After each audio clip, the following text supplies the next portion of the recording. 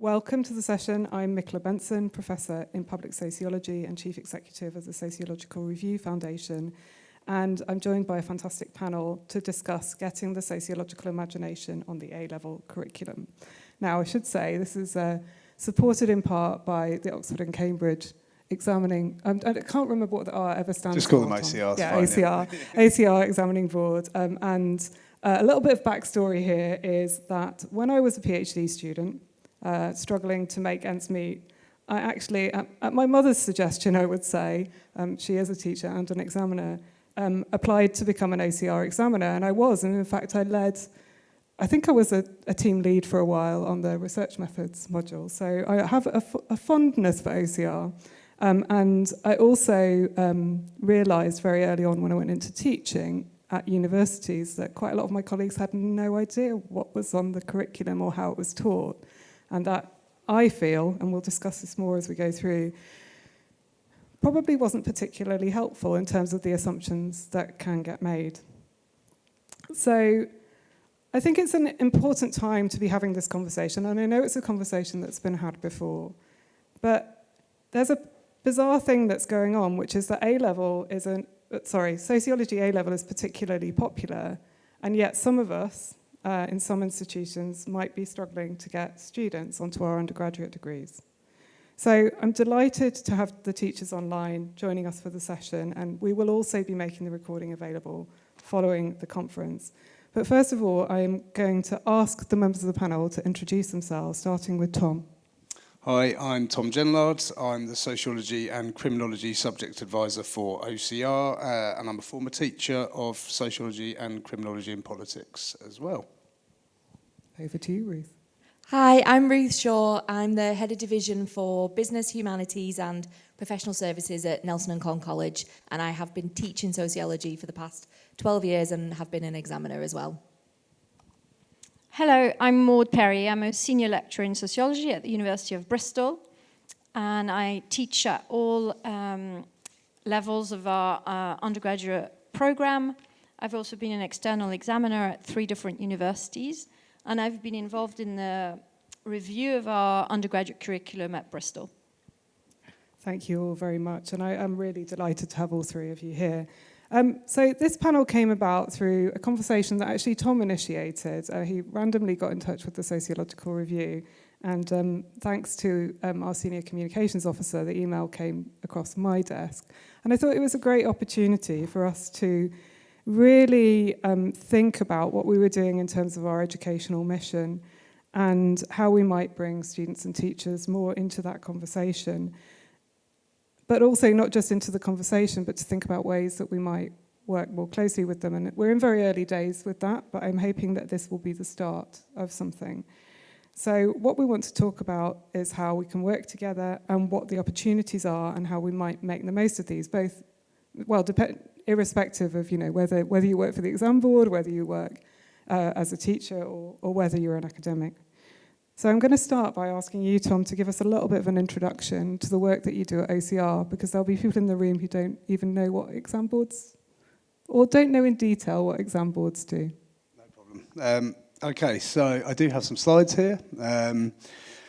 So when I left teaching a couple of years ago, I got the job with OCR, which was to develop a new criminology course, but also importantly for me to look at the current sociology A-level and think about how we can make some changes to make it a little bit better.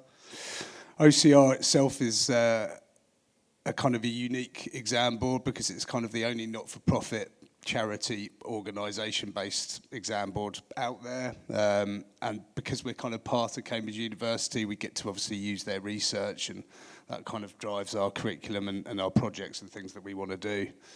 A little bit about my job in terms of what I actually do. What is a subject advisor is just there, but really, my main role is to represent the teacher community, teaching our A-levels. We had obviously results last month, and internationally we gave out over 2.5 million A-level results. So that's obviously a bit of a task, but in terms of me and my role, it's very much about supporting and advising and hopefully guiding sociology teachers into teaching the subject in the best possible way. So I do a lot in terms of kind of making content that I think teachers will find interesting, and of course engaging with lots of different external stakeholders, which I think is particularly important. We're at quite an exciting stage at the A level because we're currently refreshing the curriculum at the moment. And when I first took over the job, it was clear that there were some things that possibly needed to change. We've always kind of counted ourselves as the most inclusive and accessible and up-to-date exam board, but actually when you look at our current specification, you know, there are some areas that are a little bit outdated. So we felt it was a good time to kind of refresh that specification. So we kind of conducted a big review with some, you know, with some academics and with the BSA to kind of look at the curriculum and see how we could kind of just make it better, really. There was also an aim, and there is a big aim of mine and of the exam board, which is obviously to start thinking about decolonising, removing some of those assumptions that are being taught in classrooms. I remember teaching certain sociologists, for example, to my A-level students, and you know, some of the ideas and kind of things those students are taking away are, you know, very outdated and really need to be looked at. Very aware that decolonising curriculum and assessment is huge at university level, but that will, of course, trickle down to A levels eventually as well. So, you know, OCR sociology really wants to be at the forefront of that. So that was the kind of decision making as to why we chose to have a look at our spec. So in terms of where we are with our spec now, it's just with the regulator now, so we'll be launching that kind of at the back end of this year, so really exciting times for us. There's a little QR code there if you did want to kind of go to our kind of landing page where our kind of draft specifications and sample assessment materials and support packages is all there. But the idea behind what we wanted to look at in terms of the course was to bring it up to date, to make it more accessible and inclusive for every learner. Since I was a teacher, even in that short time that I'm now not been a teacher in that 2 years, you know, things have changed rapidly. There was obviously a pandemic, for example, and as a result of that, you know, the loss of learning, you know, can't really be measured at the moment, but, you know, it's huge. And so with that, you know, students, centres and teachers need more support and guidance, really, and that's what I'm kind of aiming to do, of course. So we've looked at the spec, we've refreshed it, we've got some exciting new content in there, which I'm going to give you a quick kind of flavour of in a second. We've also looked at our assessment model just to make sure that students really have the best opportunity to show their knowledge and understanding rather than, you know, get kind of caught up in writing kind of 6-7 page essays, which is just a step too far, unfortunately, for some of them. We still want to obviously make it rigorous and challenging enough and give students the best kind of platform to then go on and study social science subjects at university. So we think we've got that. And yeah, fingers crossed everybody else agrees. I just showed the assessment model there just very briefly as to what we've got at the moment and to what we're moving to. And the topics that we do on the left there, which might be of interest. We have these optional areas in our papers at the moment, so they get to pick one of those optional areas on paper 1 and paper 3. And as I said, our aim is always to be the most contemporary, up-to-date specification. So, you know, fingers crossed that's what we've got. In terms of some of the new areas, these are unique areas to any sociology A-level. This content that you can see behind me isn't taught in any other A-level. We think it's incredibly important that these areas come in. We want, obviously, students to kind of broaden their sociological imagination and to question everything and to think outside the box. And hopefully these changes behind me are going to do that. There's a little bit more information there that I won't kind of spend too long on because I'll carry on talking for too long otherwise. But there's just some ideas there as to why we've made our decisions and why we've made these kind of changes to our assessment as well. This is the type of support package that exam boards offer to their teachers. It's quite extensive, as you can see, but there are some good opportunities to kind of collaborate with academics, and you know, I really want to kind of make some more kind of connections with any higher education institutions, really, because things like forums that we have, which Michaela has already promised she's going to be attending the next one. Have you remembered that?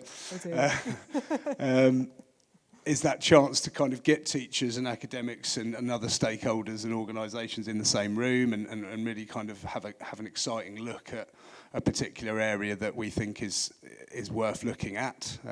So I'll talk a little bit more about our forums later on, but always looking for more people to kind of come and attend those in our main offices in Cambridge.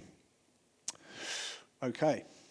Wonderful, thank you very much. And I mean, there are things on those slides that I had no idea about, even though we've talked several times, Tom. So yeah, I've realised also that I've got far too many questions, so I might skip a few. But Ruth, you've been involved with refreshing the curriculum, working with OCR, but you've also obviously been teaching sociology A-level and worked as an examiner for many years. And I'm going to start by asking you what you actually enjoy about teaching A-level sociology.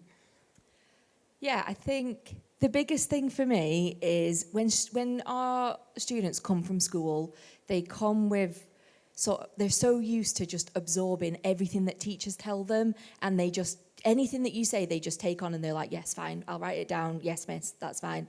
And what I love about sociology is we get to tear all of that apart, and we get to say, well, is that actually true? And is that actually real? And let's actually look at that, and does that really reflect the world around them? Because for a lot of students in, you know, I live in the Northwest, but all over the country, what they're told in lessons and what they see around them are not necessarily the same thing, and they don't see themselves reflected in what they're necessarily taught at school, and I really enjoy being able to pull all of that apart with them, and I think that is the start of their sociological imagination. And why do you think then, in that context, that it's important that current research finds its way into the classrooms?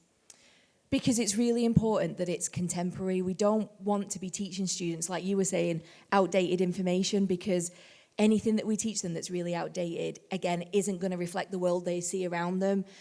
For example, we teach globalization on our OCR specification, and it's one of my favorite units because it's about right now, and you know, we know students are technology obsessed, and we can talk to them about their lives and how much, you know, I would say to them, when you pick up your phone and you scroll through Instagram and you put it down, and 2 seconds later you pick it up and you scroll through the same thing again, and they're like, oh yeah, I do that.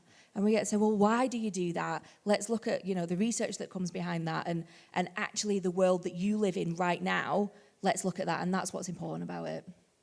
Thank you. Maud, so I mean, I probably inappropriately caricatured most of our colleagues as not really paying that much attention to what happens with students who are being taught sociology before coming to university. And I just wondered about your reflections on thinking about your own research and how that might fit into an A-level sociology specification. Sure. Well, I think my research has been on a variety of different topics, class, gender, and families.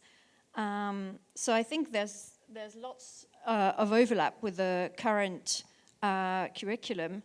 But I think more broadly, I think it's that approach, as Ruth was talking about, of really being critical and questioning what sort of taken for granted assumptions. Those are the moments that I find the most sort of thought-provoking and enjoyable. So I teach about care and nannies and a sort of transnational migration of care workers. And for some of our students, you know, that means critically reflecting about, you know, their own families, but also people who have been employed by their families in a critical way. And that's not always easy to do, but those moments where students are sort of engaging in that from their personal experience are some of the most enjoyable. I think, I mean, when we were setting up the conference, you were on the organising committee, and we'd gone through and we'd prepared this list of things, of publics that we might be thinking about when we were thinking about public sociology or who was sociology for. And you were the one who in the Google Doc wrote, what about teachers? What are we going to do with teachers? And I just wondered why you think that it's important that we engage with teachers and their students today. Well, I think it was partly born from conversation with colleagues, who teach first-year students, and when students arrive at university, they're incredibly excited, but it's also a really significant change in terms of how they're expected to learn. So I think there's a lot to be done about building relationships between communities of teachers and academics who are also researchers and teachers. So I think that it's really important to think about those are as connected sociological communities. I think that's a really, you've made a set of really important points there about the importance of the critical sociological imagination, but also around building those networks and recognizing that we are in community with those teachers and those students too. And I'm going to come back to you, Ruth, about this, because I think that you also have just mentioned there that importance of a kind of developing that critical thinking, I suppose, through the sociology curriculum. But along with that comes probably, I imagine, some quite difficult conversations. And some of the topics on any sociology curriculum are going to require quite a lot of sensitivity to deliver. How do you, and your teacher friends and your teacher colleagues, how do you approach that? I think a lot of it for us is being really honest and open with students, and we'll say, giving them a heads up on what's coming up. And sometimes it will be things that students, don't feel that they can be able to be in the classroom for, and we have to, make sure that we're caring for them, because some of them are only 16. We've got to remember that they're just straight out of school, and we talk about sexuality, identity, and gender identity and things quite early in the curriculum, and there's some quite challenging things in there that we cover.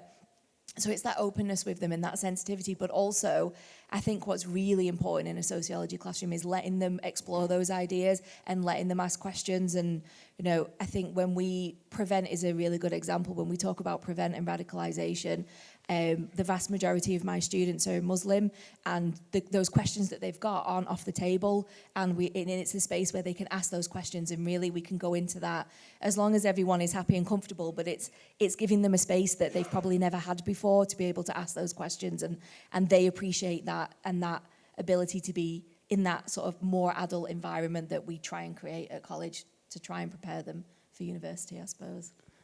I mean, obviously, prevent's been a huge topic for universities as well, more generally, as well as on the sociological curriculum and in respect to kind of questions around research. But I suppose the other question that I have as a curiosity is, what are your students excited about at the moment?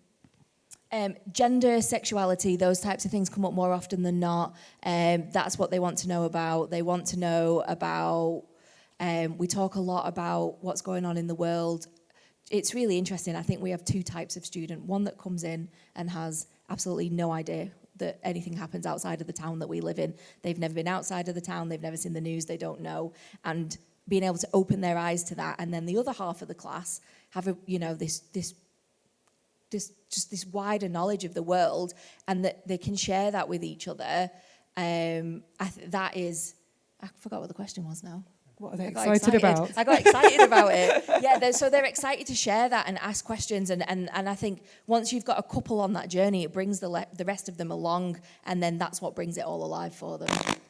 So I'm going to come back to you, Tom, now about the role of students in curriculum development from your point of view. Because, of course, what the students are excited about, I'm imagining what the students are excited about is something that might inform the curriculum development that you undertake. Yeah, I mean, it's so important we kind of get them hooked in. And, whilst, of course, students don't have a say in which exam board that their school chooses, we don't want, any areas of our specification to be dry in their eyes.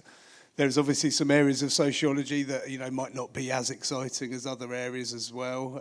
But, you know, to give research methods as an example, but we know, you know, I certainly know how important research methods are and, you know, how they underpin everything. So it's trying to think outside the box and making supposed dry topics that little bit more exciting and kind of trying to bring them alive with kind of some really good quality teaching resources that obviously we want to share and keep developing to make sure, you know, that they can stay hooked in and switched on and excited to come to class. Because, you know, if students come to a sociology classroom, they're not excited to look at what they're studying, then, you know, they're in the wrong room and they're looking at the wrong subject. And they have a fascination with what's going on outside. Unfortunately, obviously, that means it's often on their phones, but still, you know, they want to know more. And, you know, I think you can see from kind of the last few years the general kind of interest and involvement of young people in kind of standing up and saying, you know, when things aren't right in their eyes. Maybe they don't always do that in the best possible way, but still that, you know, them getting involved in those kind of activism kind of ideas is, I think, a good thing for sociology, not always a good thing for how they do it, maybe. So that kind of coming together of their political education and their sociological education in the classroom. I mean, I saw a couple of people laughing about the research methods. It's the same issue that we face at universities. I mean, one of my former colleagues who I used to teach research methods with is in the room. You know, we always enjoyed teaching research methods. But yeah, it's one of those things that some of our colleagues would prefer not to be teaching because it can be quite difficult to bring students along with it unless you have a good critical sociological imagination about how to deliver it, which I can say that my colleague Lesbach definitely does. But I wanted to come back again on this kind of the curriculum transformation point, though, Tom, which is, you know, from your point of view, representing the exam board, what are your hopes, but also your concerns for teachers when it comes to what is an immense project of delivering a new and potentially in the future, a future specification? Because, you know, you don't have a lot of time when you're a teacher, and, you know, the kind of working conditions that you operate under might make that quite, I mean, I'm anticipating the answer in lots of ways, might make that quite pressured. Yeah, I mean, you've kind of suggested already that the biggest challenge is time. I mean, teachers are incredibly time poor. There are a record number of teachers leaving the profession at the moment, and retention is a real problem. And, you know, something really does need to be done about that because the future will be affected, of course, if something isn't done about it. I think, you know, in terms of what we have to put in our kind of curriculum as well, because the DFE kind of, for every subject, give us subject content that you have to make sure is in your course, and that was written back in 2016. So, you know, that's 8 years ago, I think, if my maths is...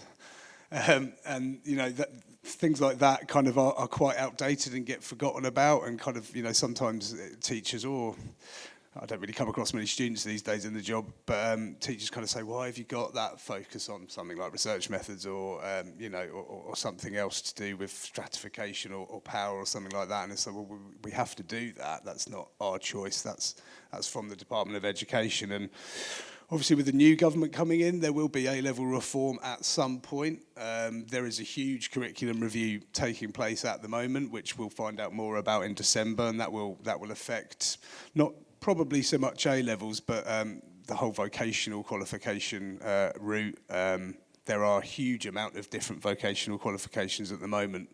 Some of them arguably aren't necessarily doing the job they need to do, I don't think, in my opinion. So they are looking at that, but soon enough they will be looking at A-levels as well. And it's kind of one of the reasons why we've decided to do this now. You know, because we have the new government, we know the reform will be some time away, and you know there are things that, as Ruth said, students really want to know more about. And, you know, when you're teaching gender identity, you shouldn't just be teaching about male and females. It's incredibly outdated. So that's just an example of how of something that we know people want to look at, and it is important to, as I said, going back to what I first said about getting them hooked in. I mean, they love looking at subcultures. I'm not sure if do you choose subcultures as your... Yeah, we do youth and crime, so yeah, all the way through. So we're bringing in urban music subcultures, which I'm sure you know lots about urban music, all of you.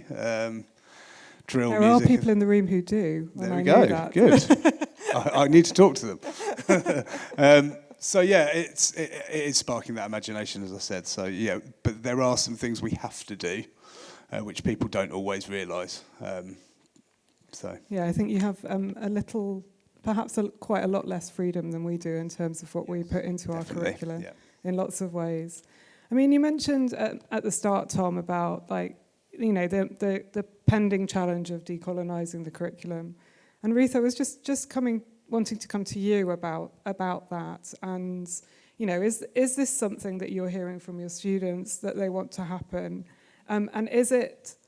And what are they imagining from that? What's the challenge there for you?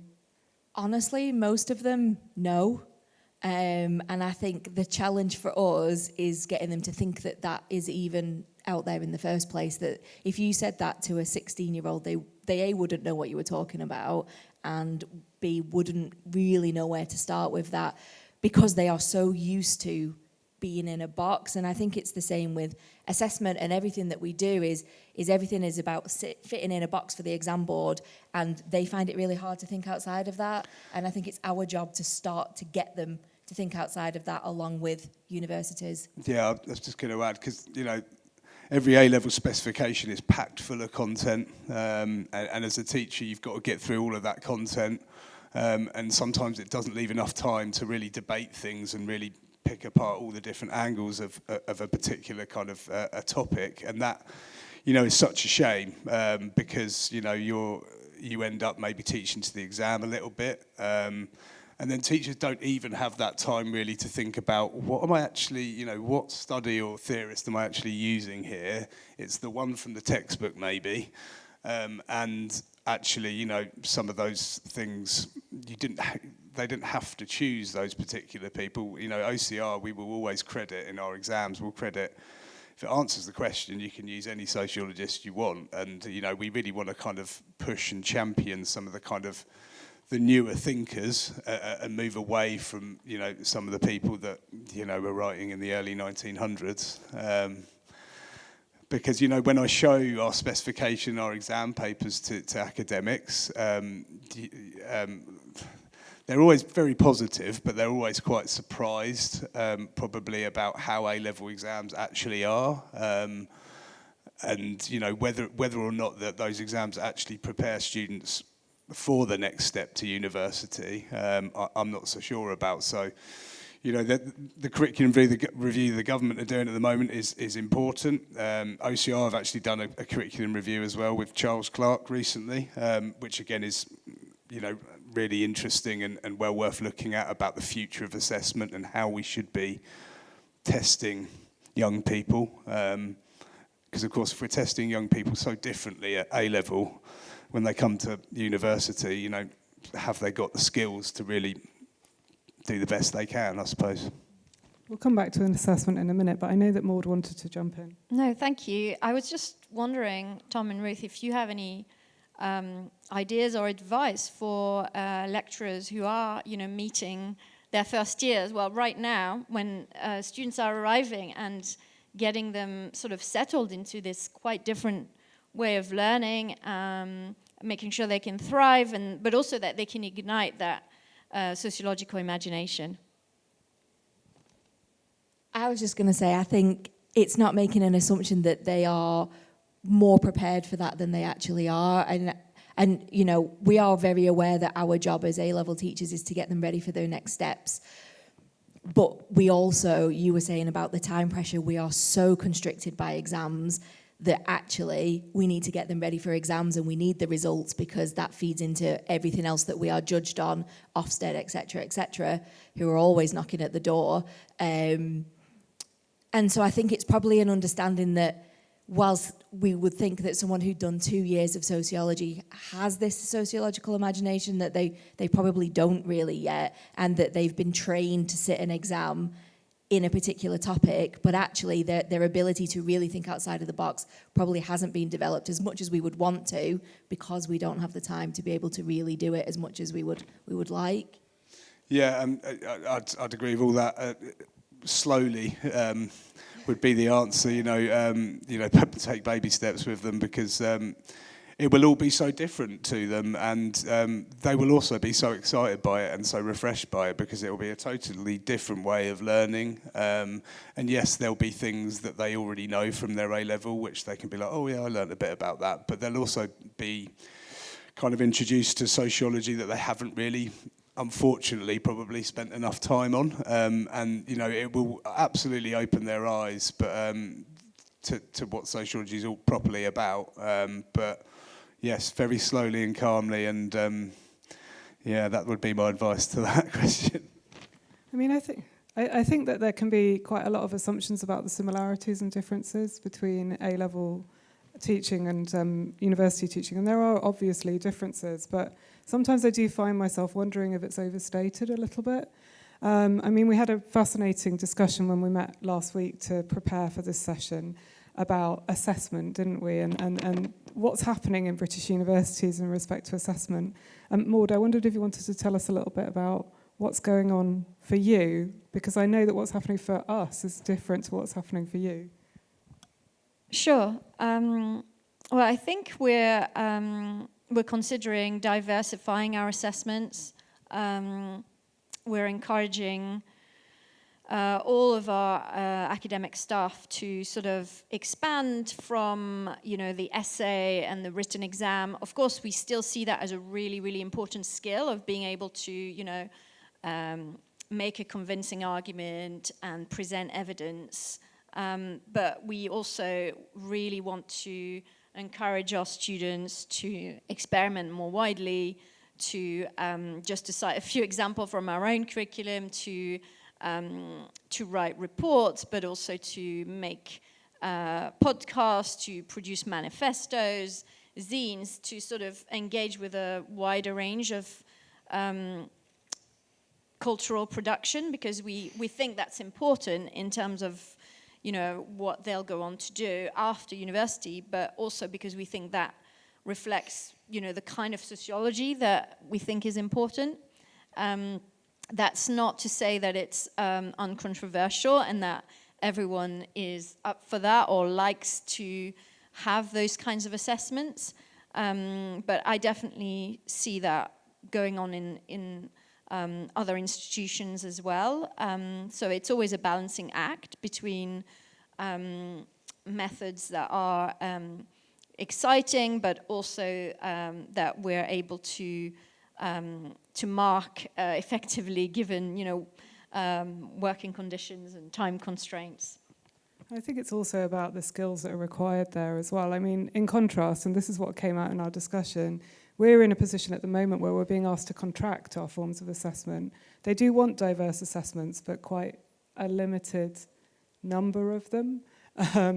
So it's so that's quite interesting. But I think I was also thinking about what then happens when we diversify our assessments for students who are very used to writing essays and writing exam scripts, their modes of assessment, but have learned the rules of how you do that.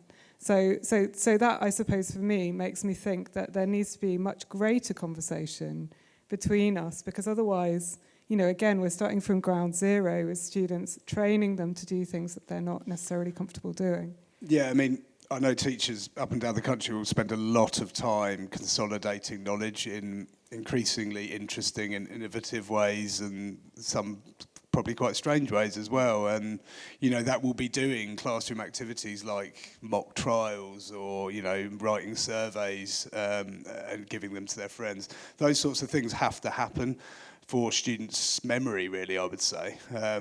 So there lies the slight difference, is that obviously those sorts of things we do, but they don't count towards assessment, of course. That is just to make sure that that knowledge is lodged in their minds, because it's a memory game, of course, at the moment, our assessment at that level. So they'll be used to doing different things like that, but again, their skills will need taking up to the next level. And, you know, from when I started teaching, you know, quite a lot of years ago, to when I stopped a couple of years ago, yeah, you know, the confidence of students being able to present, for example, or to put their hand up and debate something has really dropped, and is quite startling. So to build up their confidence and their skills again, I think is so critically important. I don't know what you think. Do you, Yeah, we try as hard as we can to make sure that within the classroom we keep it as diverse as possible, but we are again constrained by getting them ready for exams. But I think what I would say is actually, if you bring it back to skills, what would be helpful for us is to know really what skills do you value from a sociology student, because we can work on those with them. Is it critical thinking? Is it, you know, being able to stand up and speak in front of others? And it might be all of them, but for us to have a real awareness of the skills that universities want, and we can embed that in our curriculum then, regardless of the assessment methods, I think. That's really interesting. I was going to, because actually the skills thing has become so much more significant for university curricula, and what the outcomes are expected of any university degree, irrespective of the subject, I would say. And so that's definitely a conversation that can take place between us. I mean, I was just about to ask you about the broader context. So there's so many broader contexts when it comes to being a teacher, from Ofsted through to the prescribed modes of assessment that you've talked about. But I wondered if you could reflect a little bit on Ofsted as a structure and what that means for what you are able to do as a teacher and what you need to do and what you need to deliver. And let's make it a bit more positive. What are the opportunities there for you to engage with us through the conditions that lays down? I think there's lots of really exciting things that Ofsted would bring that mean universities and colleges and schools can work more closely together. One of the things that's coming in the new inspection framework is the skills contribution. And for technical areas, you mentioned BTECs earlier on, it's much easier to get an employer into an engineering BTEC and to share those really tangible skills. But when we're talking about more abstract subjects or things that don't lead to a vocational job, psychology, sociology, even English and history to some extent, the opportunity for us to work with universities is massive, and we would, we're crying out for it. We would love to work more with universities in getting the right skills in place for students to then go to university and be really successful. It's important for us to get.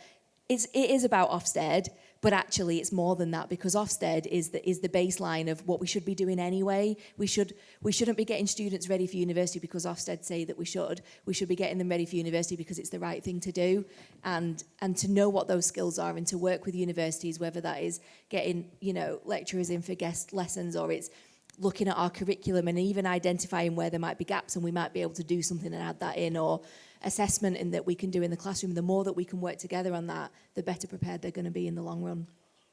I was just going to add that, there are lots of teachers who might not have the time, of course, but also just don't feel like they can reach out to their local universities. And I remember doing it as a teacher, and one local university to me in Cambridge definitely got back to me straight away. I organised a taster day to go into the university to have a guest lecture. They came into my centre. I also emailed a different university at another point, at another school, and just could never get through to anyone. And so, there is a lot that both parties can learn, I think, from each other, and working, collaborating with one another can only help, I think, both parties as well. So, I'll talk a bit more later about how hopefully I can help out with that. But it's just so important, I think. I mean, Tom, you introduced me to this phrase, which I got super excited about a few months ago, called the super curriculum. And I wondered if you could just reflect on that. So it's not just extracurricular now, it's super curricular. And again, if you look at some of the kind of the DFE huge amount of writing that you can find about it is they use a sociological term, which is always good, but it is broadening cultural capital. It's putting students into situations where they can actually think about what they want to do going forward. And you know, there's something I feel really strongly about in terms of careers guidance and maybe the lack of that in some places. And students, again, you know, too many students probably leaving sixth form having no idea what they want to do. And maybe, you know, and then I kind of think about myself. And because I loved sociology, I went and did a social sciences degree. I didn't know what I wanted to do, though. So I think the idea of supercurricular links to something that sixth forms are given called the Gatsby benchmarks, and this idea that, you know, you give students the chance to experience as many different things whilst, of course, they are learning their courses. Put them in situations they might not feel comfortable in, and put them in exciting situations as well, so they can really experience all of that, and they can make better decisions maybe a little bit quicker than they maybe are at the moment about what they want to go on and do. So that's the idea of supercurricular, yes. So what could academics then do to help you with meeting the supercurricular agenda?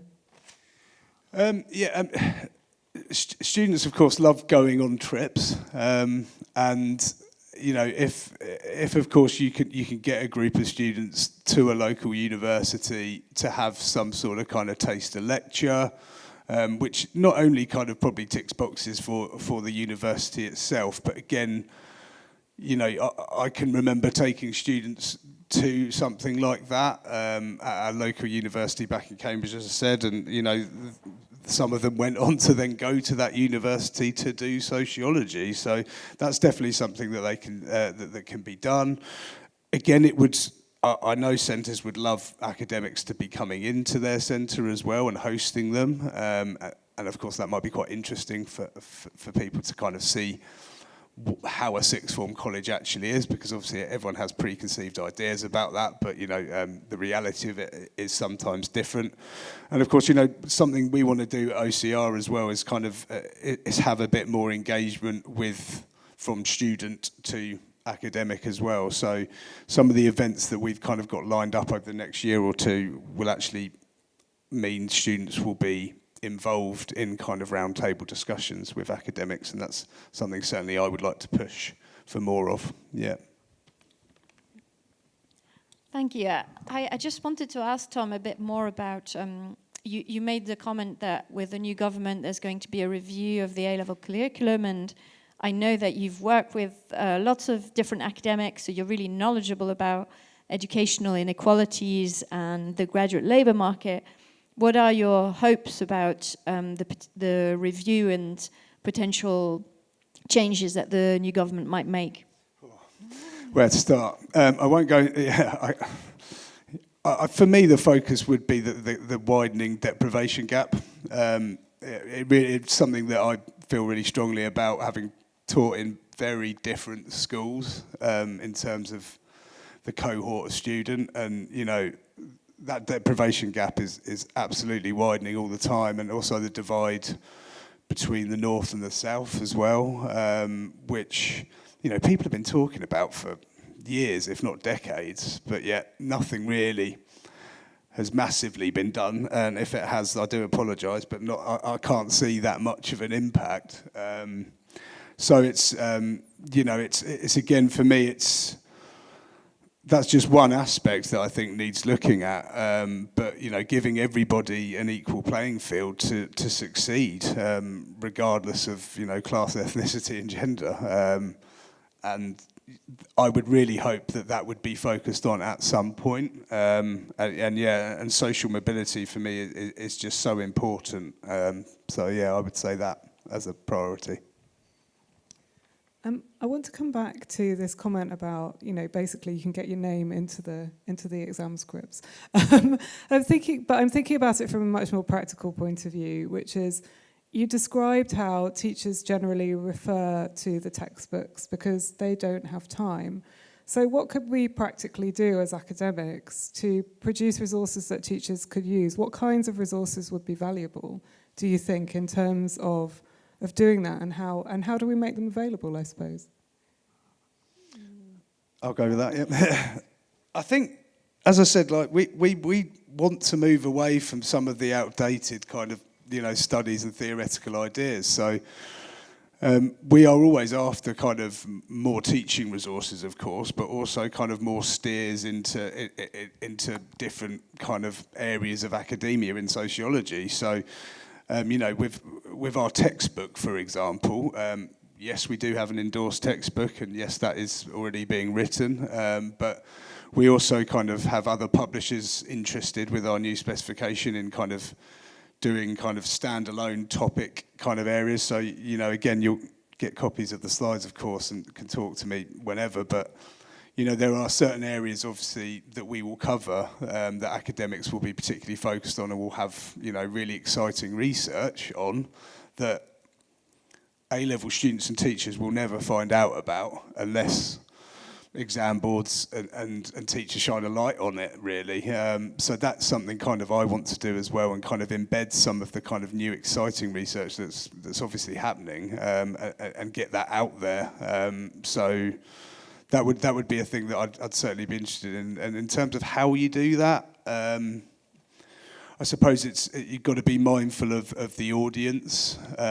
So something I'll be working on probably more into the next calendar year would be kind of new teaching resources and using more up-to-date research from people who probably haven't been considered before, and maybe not just the classic names in the textbook, and to kind of broaden that a little bit. I was just going to say, I think it's as well making it accessible for teachers, because we don't have a lot of time. Nobody has a lot of time, but we don't have a lot of time. And I would love to sit and read papers and really invest myself and learn a lot, but I simply don't have the time. So it being accessible for teachers to say, right, this is what we need, this is up to date, let's go with that, and being able to pick it up and go with it. But I also think it probably comes a lot from this hoped open dialogue with universities, and that connection that we would love to foster with universities. And if we have more of those connections, there's going to be more of that back and forth naturally occurring anyway. And then we can use, like you were saying with OCR, we can use anything as long as it answers the question. So if we've got that dialogue going with the universities, that's only going to help us and the students. Yeah, whereas, and some other sociology courses, it's almost like you kind of, with the wording of the questions, you have to use particular people. You have to use some of them, and you can't get away from that, whereas we will always award people for trying to use something a bit different. I'm going to come back to you, Maud, now, because I suppose, like, we've heard a lot about what the exam boards and the teachers, what we could do for them, but I suppose I was wondering for you as an academic, what kind of questions you have about getting research onto the curriculum? Sure. Yeah, I guess understanding more about the process of, I know you've just had this review now, and you've made some, really, I think, what are important, significant changes, but understanding how, like the mechanism through which researchers can feed into that process. And, we also have like subject benchmarks for our undergraduate programs. So understanding like how your own sort of subject classifications work, so that we can actually have those conversations, and I suppose bring researchers to the table that haven't been there, in the last curriculum reviews that you've done, so we can include different kinds of voices and different kinds of methodologies.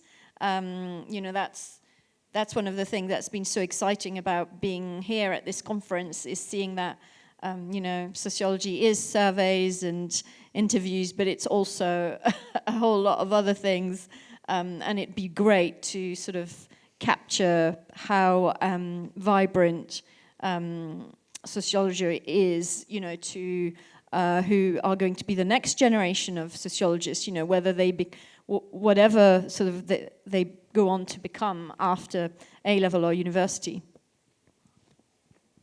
Yeah, I was just going to, the last A-level reform was back in 2015, and sociology is obviously such a reactive, flexible subject that is always changing, and if you think the specification's that old, then you realise how the world has changed since 2015, and before too long you would hope there is that next kind of stage of A-level reform, and when that comes, that is the opportunity for all exam boards to really look at their specification, question what's in it, and do something about making it better and making sure it's moved with the times. And that's not to take away anything from, classic sociology, which will always have a part and to play, of course, but it's also making sure that the research, is questioning people in slightly different ways to maybe it did before, I'd say.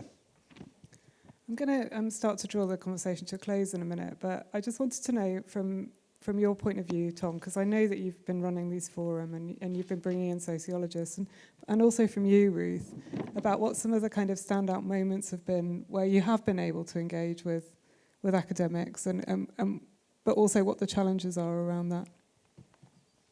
Yeah, I mean, so with what we're doing with our kind of events, with our subject forums, they are consultative. We want as many different voices to come to those events, and we want academics to come to that event and say, look, Tom, I will happily speak about this bit of research I've just done, and we can then have a big discussion about it after, so that, the next forum that I'm organising in November has got Lee Elliott Major, who's the first social mobility professor out there, who's going to come and talk about social mobility, because that is, obviously something that is important. And each forum will have a different theme, but, I'm always after more speakers and more engagement with HE. So there's nothing better than kind of opportunities like that, because, teachers then are also in attendance and they can really think about how they're doing things as well, and take that back to their centres. So I think that's definitely one of the most interesting things that I've kind of been involved in. I think it's the standout moments for me are any that we've been able to put people other than teachers in front of students. So, for example, we run a conference day once a year and we invite employers, universities, whoever in to come and speak to students, just to really it's that super curricular that you were talking about. It's about beyond the curriculum. What can we expose them to that builds their cultural capital? And I'll sit in some of those classrooms and listen to some of the talks from universities or employers, and you can see it on the students' faces, and it's like, wow, I didn't even realise, or I didn't even know, and that for me is something that as their teacher, they're never going to take it in the same way from me as they would from someone coming in. They're going to be, oh, it's just Ruth talking about something. But when it's somebody else coming in and saying it, they really sit up and they really listen and they really take that on. And for me, that's just gold dust for them. So I'm just going to ask you the final question now, which is, what tips do you have for those of us who might want to work with you? Yeah, I mean, hopefully I will get to meet and talk to lots of you later on today and in the future. I mean, email me, please. I'm always interested in hearing from everybody, really, kind of in the field. Something that we've been working on when we've been kind of talking about today is kind of setting up Ruth Centre with a kind of relationship with Lancaster University, which obviously you very kindly have seems to have sort of all been sorted out, and obviously I'll be talking to Maud about centres near Bristol as well, and setting those up as well. So any academic, anyone at any university will have lots of A-level centres near them, lots of students who will need those opportunities, those super curricular opportunities, and I'm very happy to kind of facilitate that. If there are OCR centres nearby universities, which 9 times out of 10 there are, I can certainly make those connections for you and for the teachers who don't have the time to do it. I would hope as well, when it comes to A-level reform, we will be putting together a group of academics as well who will be looking at decolonising our curriculum, because that, as I said previously, is something we really want to start focusing on. So I will be needing a good group a diverse group of people to help me do that as well. So it would be just great to make more connections like that for those sorts of things in the future. Yeah, I would just say if you've got local colleges and schools in your area, do reach out to them. They're not going to turn you away. Equally, any teachers out there, reach out to the universities. And I think that mutual conversation is going to go a really long way. And ultimately, what this really comes down to is what is best for those students, and this is what's best for them. I mean, I think like in the context of this conference and in the context of the kind of project around public sociology that many of us are very committed to, actually, I think that it's really important to recognise that one of our primary publics is always going to be students in our universities and in the schools local to us, and teachers. And I think sometimes we overlook that a little bit, and I really, for one, would really like to see that more centred in some of our activities. And some of the things we've been trying to do, and we'll talk more about this later, but some of the things we've been trying to do through the Sociological Review are to really think about how some of the things we produce, the podcast, the Connected Sociologies curriculum, how they can actually be used by teachers, or whether they're useful for teachers, or what it would take to make them useful for teachers in terms of the kind of resources and outputs that we have. So it's been really, really wonderful to speak to you all today, and thank you very much for offering those contributions. But now Karen is standing there with the roving mic, so I'm hoping there are some questions in the room. There's one at the back already.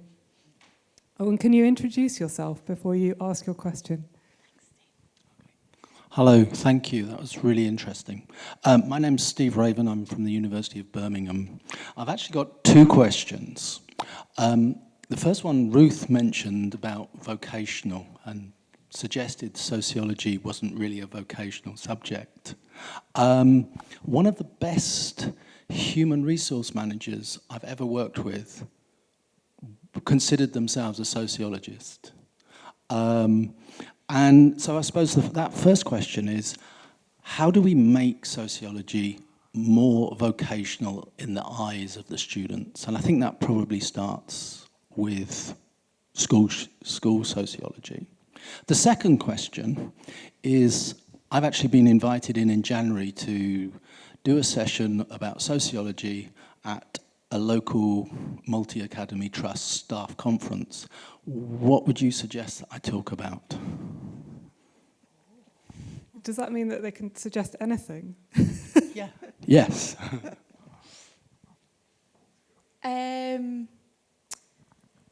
I think the first question, I think the answer is schools and colleges have got a lot to do in making sociology more tangible to students. I think when students come and they enroll on my business courses, they know they're going to go and do business. When they enroll on my law courses, they're going to go and do law.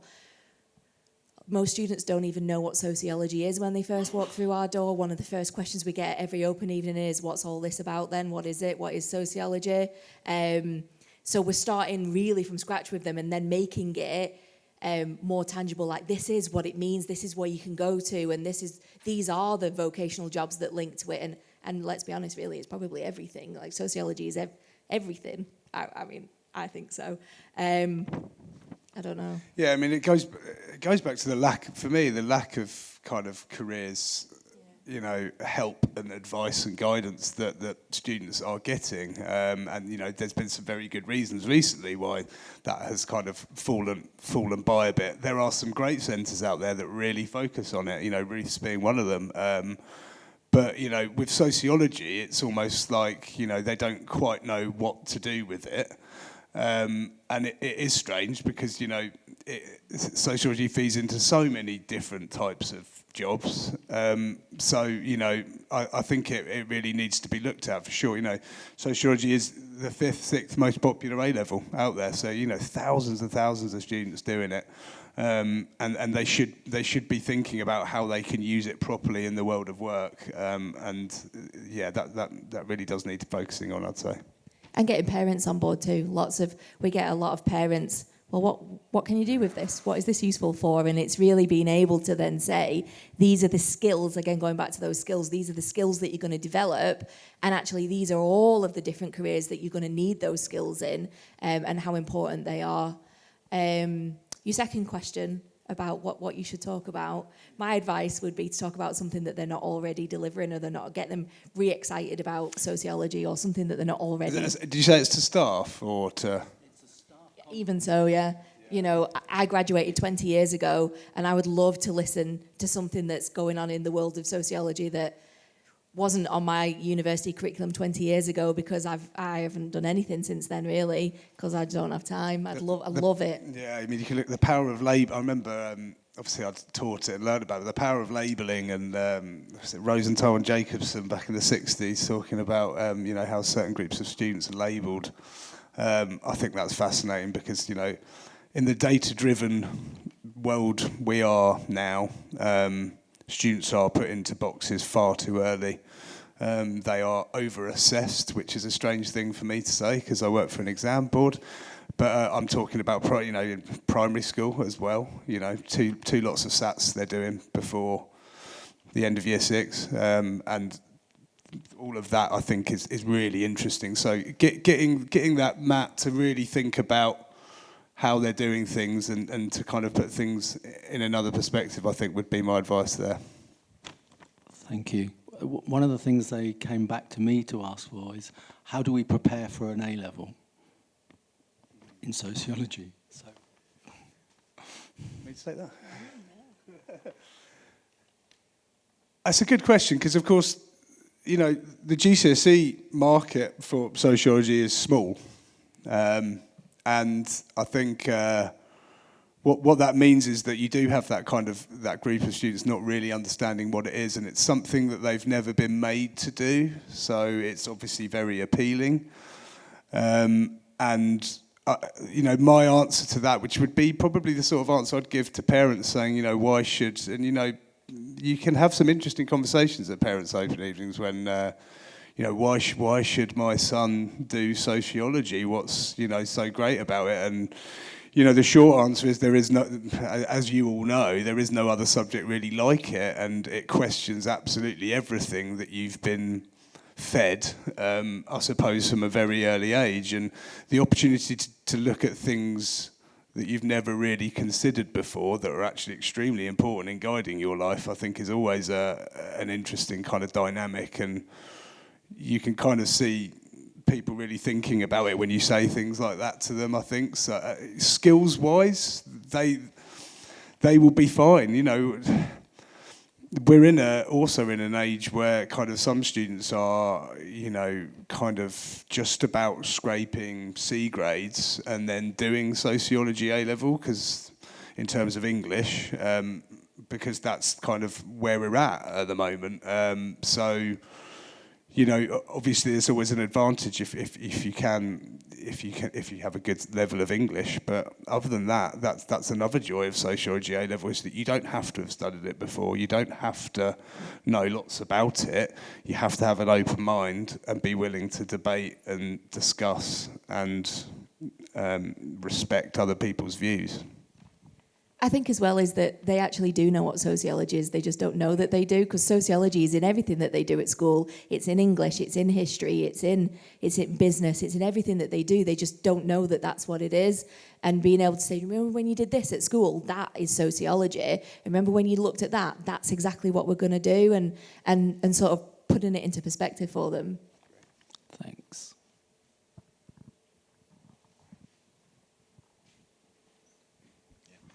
Thanks so much. My name's Les Back. It's really wonderful to listen to you talk, and as a sort of veteran of many trips to give talks in schools, it's just lovely to hear you talk. But I'm going to just ask a question, which is really about this informational environment that students are learning within now, and where they go to for resources, let alone, you know, the ones that we might try and provide.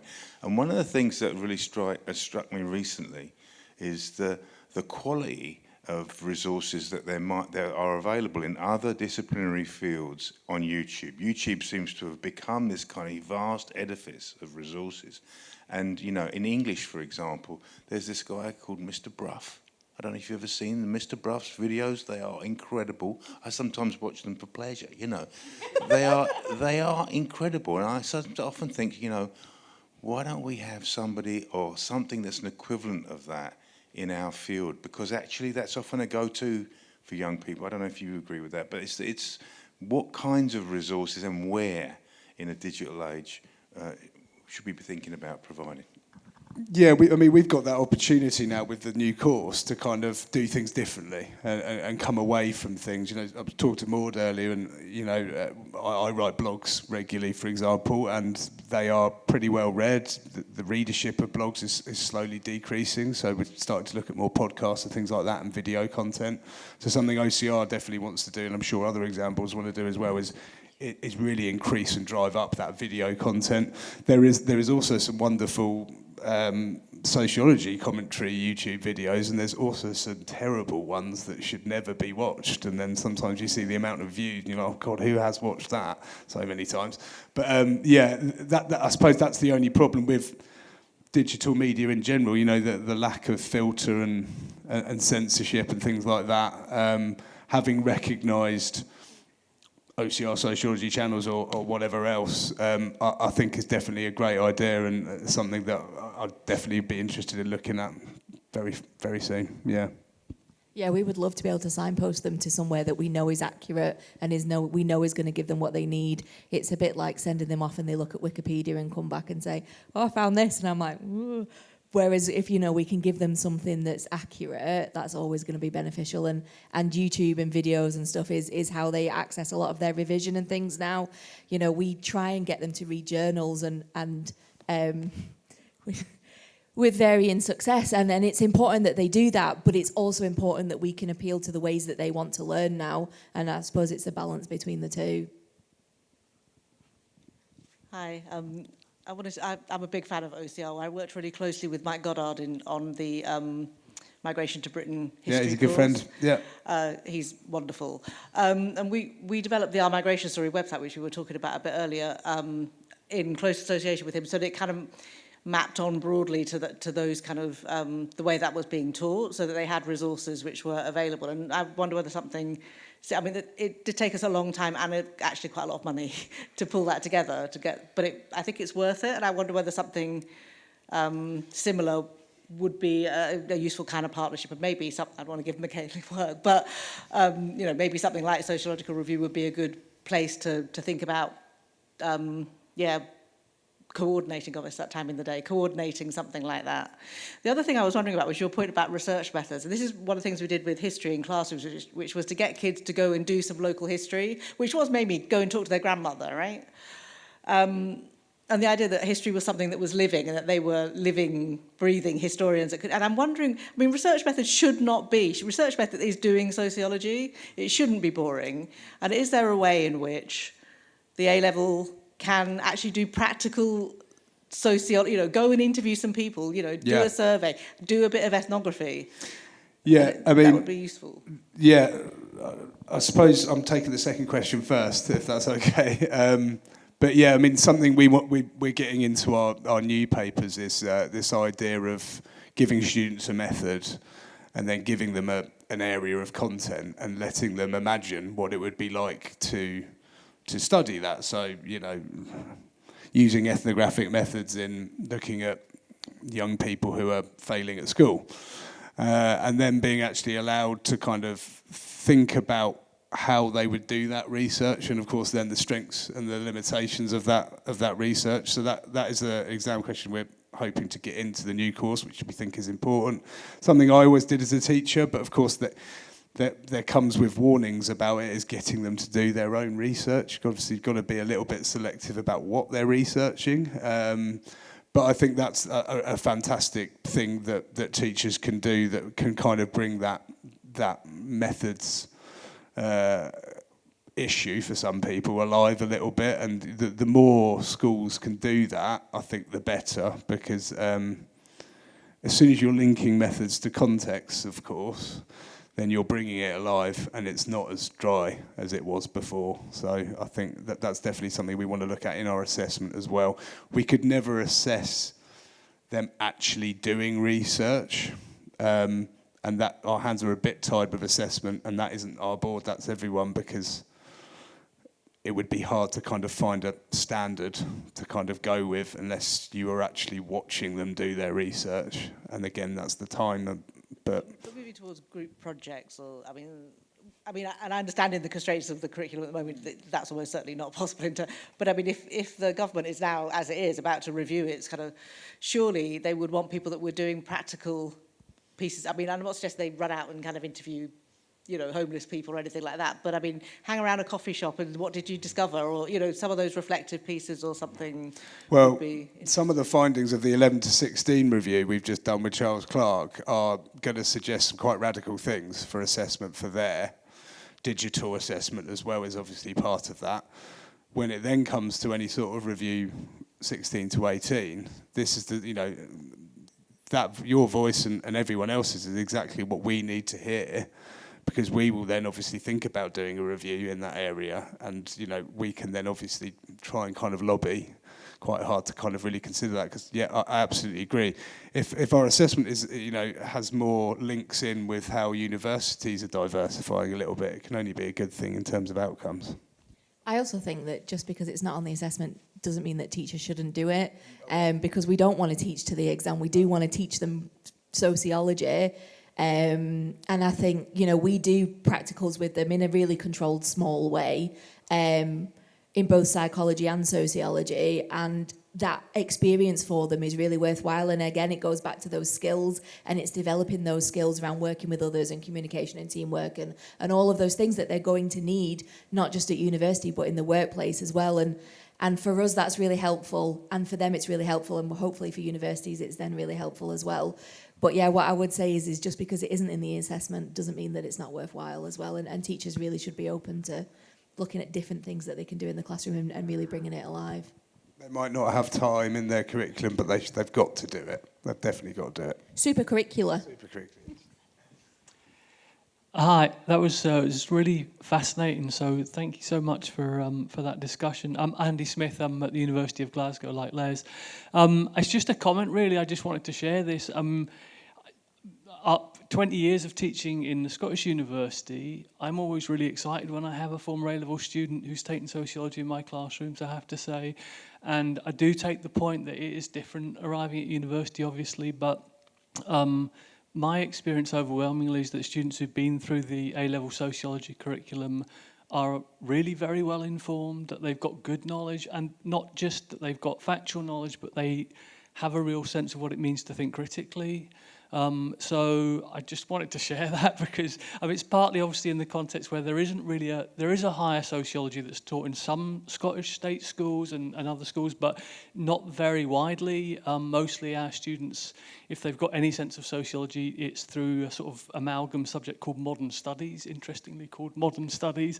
So it's perhaps partly in that context, but it always lifts our hearts when we've got a student who's come through the A-level sociology curriculum. So just wanted to say thanks, I guess. Thank you. I was wondering whether the hires were going to come in at some stage. I think that's been absolutely fantastic. Thank you very much. And Claire, in response to your point, yes, we can do more. And yes, we will think about how we might do that. I'm imagining Les and Mr. Brough. But thank you all very much, and thank you to everyone who's joined us online this evening, and we'll look back on this video in the future. But that has been such a fascinating discussion, so thank you to all three of you. Thank you. Thank you.